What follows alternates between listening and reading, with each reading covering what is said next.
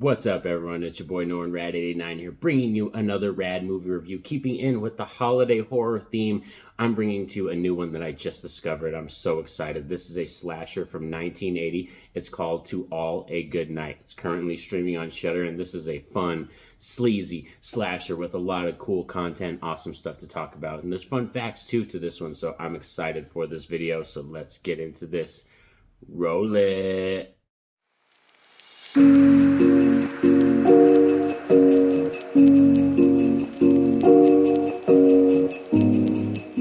So To All a Good Night is a 1980s American slasher that follows a group of girl students that are at a finishing school, and they're having a Christmas party. They invite their boyfriends over, and a bunch of guys, and they're gonna, they give some medicine to their house mother, so she passes out, and they're able to have a fun, nice, awesome party. A lot of sleazy fun too, but then they end up getting stalked and killed one by one by a Santa crazed killer. That's amazing. Like, this film, for real, it sounds like something we've already seen before, but like I said, you got to take in consideration that this film came out in 1980, so this predates a lot of the other holiday horror films that we've currently been talking about, besides like Black Christmas and Christmas Evil. Those ones came out, I believe, before this one, but this is totally a gem. Was such a great find. And this is actually directed by David Hess. If you don't know who that is, he's a singer, songwriter, actor, and director, and he's well known for being Krug in the first Last House on the Left film by Wes Craven. And this film stars Jennifer Runyon and Forrest Swanson. And yeah, that was a cool fun fact on that we have David Hess as our director in here. I thought that was just fantastic. And like I said, the cast in here, it's like this fun, cool 80s cast, you know what I mean? Just having them around, like they're having fun. Some of the lines in here actually seem like they were probably improv lines, which is really hilarious because there's a lot of kind of almost like porn setup lines in this film. It's freaking hilarious, for real. This film just oozes everything I love about slashers. We have fun, sexy ladies, cute, awesome boys, and they get together, they hook up, we have some cool nudity scenes, and they have fun, but then they all start getting killed one by one. And we have great practical effects too in here as well, with a crossbow kill. We have axes to the face, and there's a lot of different variety of kills in this film, and a couple good twists too as well once we get into the later part of the story and we start talking about that. But I don't want to drop too many spoilers, or a lot of spoilers. We will get to a spoiler section of this video, but I'll warn you before we get to that point. But yeah, this is one that I was just thoroughly enjoying and freaking loving. Every moment I was watching this film, it just, like I said, it oozes everything I love about slashers. Add to that our Richard Tufo, I believe that's how you say his last name, sorry if I butchered that, does the music for this film and the score, and I think the music and the score is like spot on. It's so good. It's like really just, it's almost like a cross between Halloween and Friday the 13th vibes, the way it feels. But this film came out after Halloween, but you have to keep in mind this film came out in 1980, and it actually came out 5 months before Friday the 13th. So keep that in mind, because that's going to be really important when we get to another part of this video later.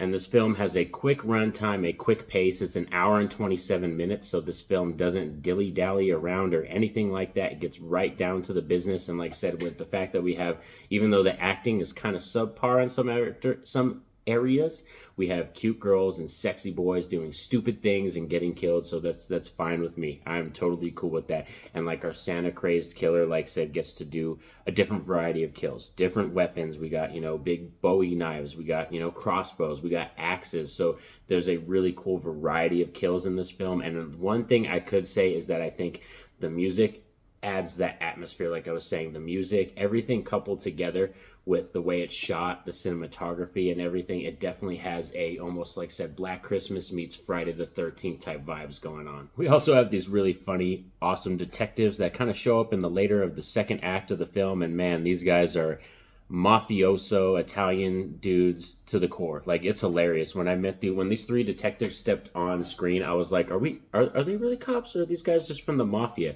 We got one dude with his shirt unbuttoned and just happily having his hamburger meat hanging out and everything with that hairy chest. And oh man, it's hilarious, for real. And then the lines that they drop on here, where one of the detectives, the older one, tells the other cops to beware of the girls and stay away from them because like they're tempting. Like there's some interesting, weird, sleazy, dirty lines in this movie, and I think it's just hilarious. Like I was having an absolute blast with the dialogue, with the characters, the kills, everything about this film. Just I was having so much damn fun. Now before we get down to spoilers, and I want to talk about certain spoilers, we're gonna do the mixed and negatives part first, so we can get that out of the way really quick. That was all the positives that we just talked about. Now let's get into the mixed and negatives. Is that there is some lighting issues I want to say with this film in terms of the way it looks. There's some shots where there's supposed to be nighttime outside, but you can tell it's probably like 5:30 or 6 o'clock in the morning, like very early dawn time.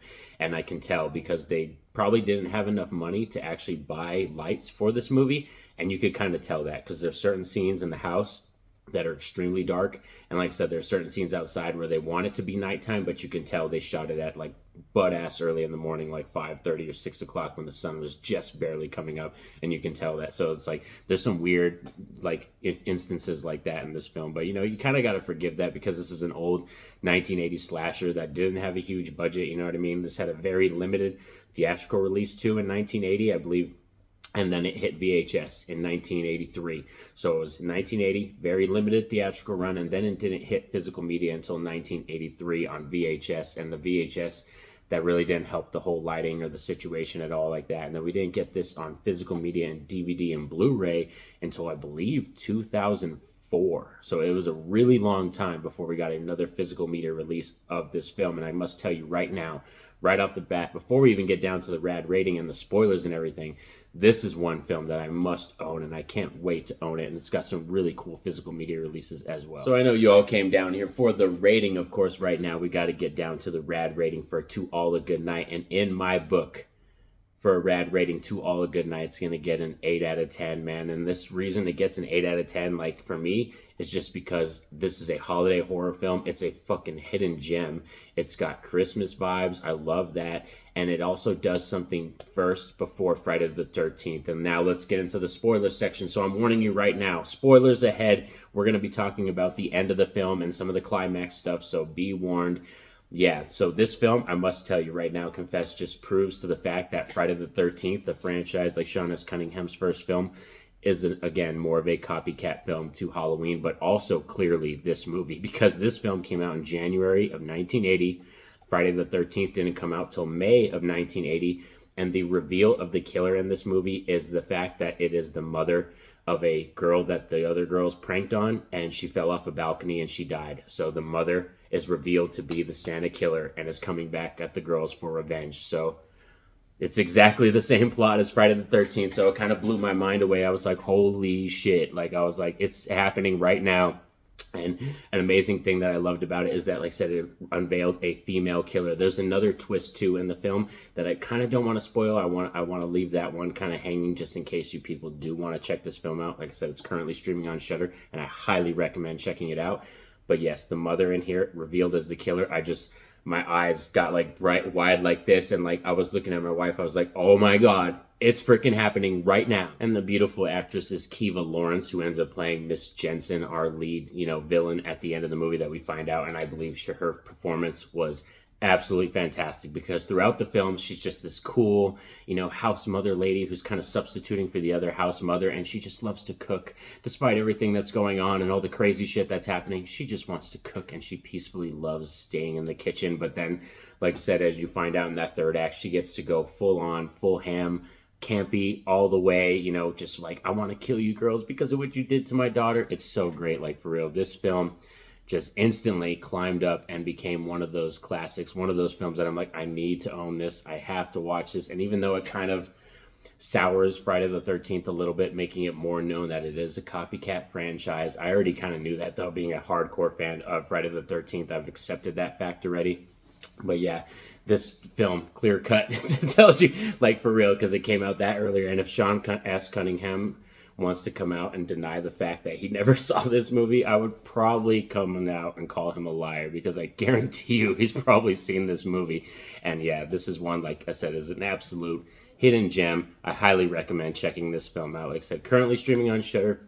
Thanks for sticking around with me all as we chatted to All a Good Night. Like I said, this was such a fun watch, and I'm actually going to watch this again right now after I finish this review. I already watched it. I'm going to go back. I'm going to go watch this movie again because that's how much fun I had. Please like this video. Share the video. That definitely helps out. Subscribe to the channel if you're new and have that notification bell poked so you're notified anytime I post a video. But most importantly, have a happy holidays, and you all be safe out there. Peace out.